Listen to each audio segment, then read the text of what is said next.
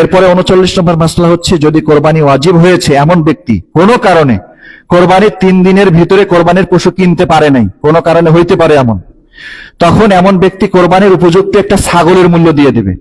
কোরবানির 3 দিনে সে কি করতে পারে নাই, পশু কিনতে পারে নাই, 3 দিন পার হয়ে গিয়েছে, এখন কি করবে?